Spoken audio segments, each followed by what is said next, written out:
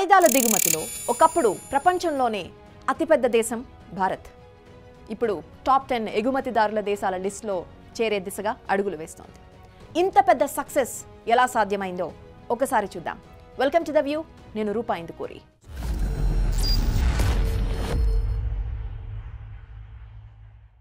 Nuclear power కలిగిన 2 countries Pakistan, చైనాలతో ఇండియాకు borders ఉన్నాయి.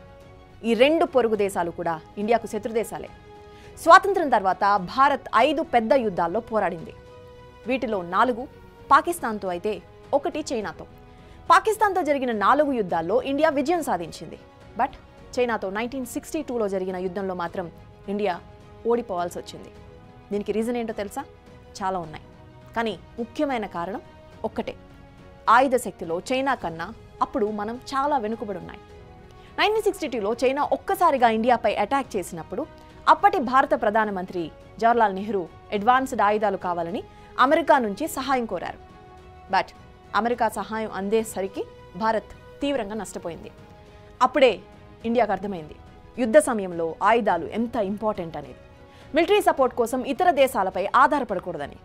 అందుకే ఇండియా అప్పటి నుంచి డిఫెన్స్ సెక్టార్పై భారీగా ఖర్చు చేస్తూ వచ్చింది. దీంతోపాటు గత దశాబ్ద కాలంలో స్వదేశీ టెక్నాలజీతో అడ్వాన్స్డ్ వెపన్స్ తయారు చేయడం వైపు ఇండియా ఫోకస్ పెంచింది. దీని ఫలితంగానే ఈరోజు ఇండియా ఆయుధాలు ఇతర దేశాలకు ఎక్స్పోర్ట్ అవుతున్నాయి. ఇంకొంచెం డీటెయిల్గా ఎక్స్ప్లెయిన్ చేస్తాం. ఫినాన్షియల్ ఇయర్ 2022-23లో ఇండియా దాదాపు 16,000 కోట్ల విలువ గల ఆయుధాలు ఎక్స్పోర్ట్ చేసింది. ఇది ఒక రిమార్కబుల్ అచీవ్మెంట్. ఎందుకంటే అంతకు ముందు సంవత్సరం 21-22లో ఇండియా 13,000 కోట్ల రూపాయల ఆయుధాలు ఎగుమతి చేసింది. ఒకసారి 2016-17తో కంపేర్ చేసి చూద్దాం. ఇండియా ఎక్స్పోర్ట్స్ 10 టైమ్స్ పెరిగాయి. ఎస్, దీనంతటికీ కారణం ప్రైవేట్ సెక్టర్స్ను ప్రభుత్వం ప్రోత్సహించడమే. మినిస్ట్రీ ఆఫ్ డిఫెన్స్ ప్రకారం ఇండియా ప్రస్తుతం మోర్ దెన్ 85 కంట్రీస్కు తన వెపన్స్ అండ్ ఎక్విప్మెంట్ని ఎక్స్పోర్ట్ చేస్తోంది. ఇండియా డిఫెన్స్ ఎక్స్పోర్ట్ ఇండస్ట్రీ రోజు రోజుకి పెరుగుతోందని చెప్పడానికి 2023లో జరిగిన ఏరో ఇండియా ప్రోగ్రాంలో 114 దేశాలు పాల్గొనడమే ఒక ప్రూఫ్. ఆ టైంలో భారత ప్రధాని మాట్లాడుతూ 2024 కల్లా ఇండియా డిఫెన్స్ ఎక్స్పోర్ట్స్ $5 బిలియన్ చేర్చడమే టార్గెట్ అని చెప్పారు. ఈ టార్గెట్ సాధించడానికి కేంద్ర ప్రభుత్వం డిఫెన్స్ బడ్జెట్ కేటాయింపుల్లో ఏకంగా 13% పెంచింది. సో ఈ స్టెప్స్ వల్ల డిఫెన్స్ మోడర్నైజేషన్, ఇన్ఫ్రాస్ట్రక్చర్ డెవలప్మెంట్కి సంబంధించిన క్యాపిటల్ అవుట్లే 1.62 lakh crores చేరుకుంది. ఇది 2019-20 డిఫెన్స్ బడ్జెట్తో కంపేర్ చేస్తే 57% ఎక్కువ. ఇవన్నీ చూస్తూ ఉంటే ఇండియా భవిష్యత్తులో ఆయుధాల కోసం ఎక్కువగా అమెరికా, జర్మనీ, ఫ్రాన్స్, రష్యా లాంటి దేశాలపై డిపెండ్ అయ్యే పరిస్థితి ఉండదు. వరల్డ్లో నెంబర్ 1 వెపన్ ఇంపోర్టర్ అయిన ఇండియా ఇప్పుడు స్వతహాగా ఎఫోర్డబుల్ వెపన్స్ మార్కెట్లో ఎక్స్పోర్టర్గా తనకంటూ ఒక ప్లేస్ని సాధించుకుంది. ఇండియాకు ఇండిపెండెన్స్ తర్వాత యాక్చువల్గా ఆర్మీ, నేవీ, ఎయిర్ ఫోర్స్ ఈ 3 సర్వీసెస్కు సంబంధించిన ఆయుధాలు బ్రిటన్, ఫ్రాన్స్, అమెరికా దేశాల నుంచి కొనుగోలు చేసేవాళ్ళం. ఆ తరువాత 1954లో రష్యా అంటే అప్పటి సోవియట్ యూనియన్ మొదటిసారి వెపన్ డీల్ ఆఫర్ చేసింది. అలా చిన్నగా మొదలైన రష్యాతో ఆయుధాల బిజినెస్ 1970లో వెపన్స్ అండ్ మిలిటరీ టెక్నాలజీ విషయంలో స్ట్రాటజిక్ పార్ట్నర్గా మారింది. ఒక చిన్న స్టడీ చూద్దాం. వరల్డ్ వైడ్గా వెపన్స్ బిజినెస్ పై నిఘా పెట్టే Stockholm international peace research institute data ప్రకారం ఇండియా కొనుగోలు చేసే ఆయుధాల్లో సగానికి పైగా రష్యా నుంచి వస్తున్నాయి. కానీ ఇండియా క్రమంగా రష్యా నుంచి ఆయుధాలు కొనుగోలు తగ్గించేసింది. 2011-15 మధ్య ఇండియా కొనుగోలు చేసిన టోటల్ వెపన్స్లో రష్యా నుంచి కొనుగోలు చేసినవి 70%. అదే 2016-2020 మధ్య ఈ ఫిగర్స్ 49%కి డ్రాప్ అయ్యాయి. దీనికి ముఖ్య కారణం ఇండిజినైజేషన్ ఆఫ్ డిఫెన్స్ ప్రొడక్షన్, అంటే స్వదేశీ టెక్నాలజీతో మిసైల్స్, ఎయిర్ క్రాఫ్ట్స్ తయారు చేయడం. సో ఇలా చేయడం వల్ల ఆబ్వియస్గా మన ఇంపోర్ట్ బిల్, ఫిస్కల్ డెఫిసిట్ 2 తగ్గిపోయాయి. అండ్ ఆల్సో ఇండియా ప్రస్తుతం గ్లోబల్ డిఫెన్స్ హబ్గా ఎదిగేందుకు వేగంగా పరుగులు తీస్తోంది. దీనికోసం ఇప్పటికే వేర్వేరు నగరాల్లో డిఫెన్స్ ఇండస్ట్రియల్ కారిడార్స్ నిర్మిస్తోంది.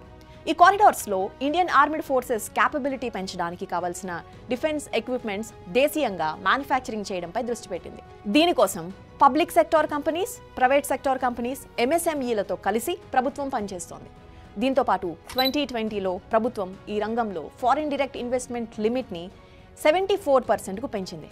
దీనివల్ల ఇండియాలో సోఫిస్టికేటెడ్ డిఫెన్స్ టెక్నాలజీ కలిగిన వెపన్స్ తయారు చేయడానికి విదేశీ కంపెనీలు ముందుకొస్తున్నాయి. అమెరికాకు చెందిన వెపన్స్ మ్యానుఫ్యాక్చరింగ్ కంపెనీ లాక్హీడ్ మార్టిన్తో Indian conglomerate Tata joint venture start చేసింది. ఈ జాయింట్ వెంచర్లో fighter wing ship sets manufacturing జరుగుతోంది. అలాగే అమెరికా బోయింగ్తో కలిసి టాటా కంపెనీ అపాచే హెలికాప్టర్స్ని ఇండియాలో తయారు చేస్తోంది. ఇంకా అదానీ డిఫెన్స్, లోహియా గ్రూప్ కలిసి ఇజ్రాయలీ డ్రోన్స్ టెక్నాలజీతో దేశీయ డ్రోన్లు తయారు చేస్తున్నారు. వీటితో పాటు ఇండియాలో మొత్తం 194 డిఫెన్స్ స్టార్టప్స్ ఉన్నాయి. ఈ స్టార్టప్స్కు ముఖ్యంగా AI software weapons, surveillance systems, drones, unmanned ground vehicles, under water drones టెక్నాలజీతో ఇన్నోవేషన్ మిలిటరీ ఎక్విప్మెంట్ తయారు చేస్తున్నాయి. సో ఇప్పుడు భారత్లో అడ్వాన్స్డ్ డిఫెన్స్ ఎక్విప్మెంట్స్ తయారు చేసే ఈకోసిస్టమ్ ఏర్పడడంతో పాటు ఇతర దేశాలకు ఇండియన్ వెపన్స్ ఎక్స్పోర్ట్ అవుతున్నాయి. 2025 వరకు ఇండియన్ డిఫెన్స్ ఎక్స్పోర్ట్స్ 35,000 crores చేరుకుంటాయని ప్రభుత్వం చెబుతోంది. 2023లో ఇండియా భారీ మొత్తంలో అర్మేనియా, ఆఫ్రికన్ కంట్రీస్కు ఆయుధాల ఎగుమతి చేసింది. ఈ దేశాలతో పాటు Philippines, Arab countries, Myanmar, Sri Lanka దేశాలకు ఇండియా వెపన్స్ సప్లై చేస్తోంది. 2017-21 మధ్య ఇండియా చేసిన డిఫెన్స్ ఎక్స్పోర్ట్స్లో 50% మయన్మార్, 25% శ్రీలంక, 11% అమెరికా దేశాలకు చెందినవి. ఇండియా ఎగుమతి చేస్తున్న డిఫెన్స్ ఎక్విప్మెంట్లో BrahMos missile, Tejas fighter jets, armoured protection vehicles లాంటివి ఎక్కువగా ఉన్నాయి. Here I know what's your doubt. ఈ దేశాలు భారత్ వద్ద ఎందుకు ఆయుధాలు కొనుగోలు చేస్తున్నాయి? అంతకుముందు ఈ దేశాలకు ఎవరు వెపన్స్ సప్లై చేసేవారు? దీనికి సమాధానం గ్లోబల్ డిఫెన్స్ మార్కెట్లో వచ్చిన మార్పులు. I will explain. Global defence మార్కెట్లో 2 కేటగిరీస్ ఉన్నాయి.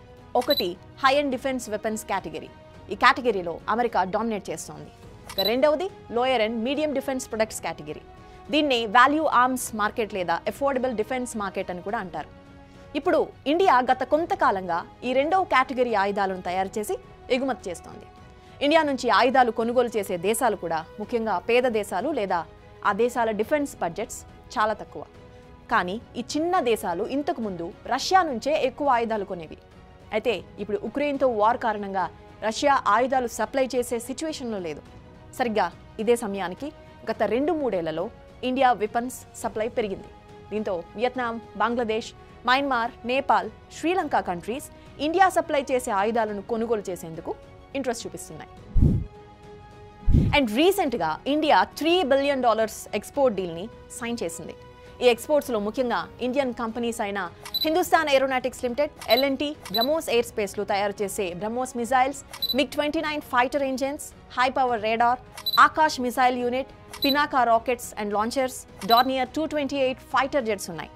ఇండియా నుంచి వెపన్స్ కొనే దేశాలకు యూనియన్ గవర్నమెంట్ ఎగ్జిమ్ బ్యాంక్ ద్వారా లైన్ ఆఫ్ క్రెడిట్ ఫెసిలిటీ కూడా కల్పిస్తోంది. You know what? Global defence మార్కెట్లో ఇండియా వాటా ఇప్పుడు జస్ట్ 0.2% మాత్రమే. ప్రపంచవ్యాప్తంగా వెపన్స్ ఎక్స్పోర్ట్ చేసే దేశాల జాబితాలో భారత్ ప్రస్తుతం 24th ప్లేస్లో ఉంది. అయితే అంతా సీన్ మారబోతోంది. మరో దశాబ్ద కాలంలో ఇండియా టాప్ 10 వెపన్ ఎక్స్పోర్ట్స్ లిస్ట్లో చేరబోతోంది. ఇండియా టెక్నాలజీ పరంగా మరింత డెవలప్ అవ్వాలని కోరుకుందాం. All the best to us.